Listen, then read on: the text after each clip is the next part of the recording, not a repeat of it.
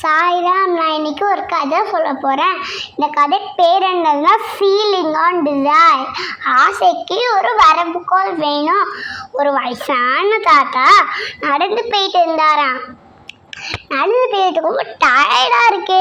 நீங்கள் ஒரு மரத்துக்கு கீழே உட்காந்தாரு. அந்த மரத்து பேர் கற்பூர மரமா.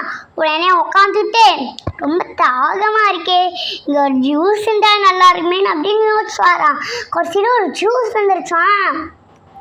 உடனே குடிச்சுட்டு ரொம்ப பசிக்குது லேசா, இங்கே ஒரு சாப்பாடு இருந்தால் நல்லா இருக்குமே அப்படின்னு யோசிச்சாராம்.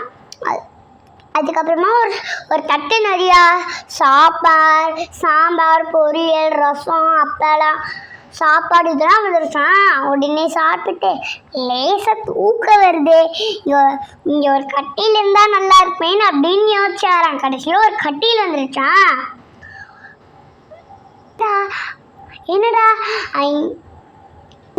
என்னடா நம்ம நினைக்கிறது தான் நடக்குது. ஸோ இங்கே சொல்கிறதுக்கு ஒரு ஆள் இருந்தால் நம்ம ஒய்ஃப் பக்கத்தில் இருந்தால் நல்லா இருக்குமே அப்படின்னு யோசிச்சுவாராம். அதுக்கப்புறமா அவங்க ஒய்ஃப் வந்துட்டாங்களா. என்ன நம்ம கேட்குறது தான் நடக்குது, ஒருவேளை இந்த ஒய்ஃப் பேயாக இருப்பாளோ அப்படின்னு யோசிச்சுவாராம். கடைசியில் இந்த ஒய்ஃப் பேயாகவே மாறிடுச்சான். ஐயோ, இந்த பேய் அவங்களை சாப்பிட்ருமோன்ட்டு நினச்சி வரான். கடைசியில் அந்த பேயை அப்புறம் சாப்பிட்ருச்சான்.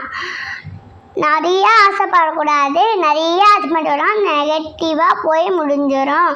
அந்த தாத்தா அந்த ஜூஸோட நீ படித்து போயிருக்கலாம்ல. இப்போ நிறைய இது வேணும் அது வேணும் எல்லாம் ஆசைப்பட்டு அவரே போயிட்டாரா.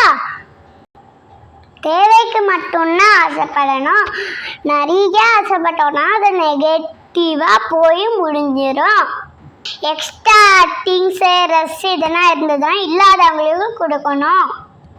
தேங்க்யூ சாய்ராம்.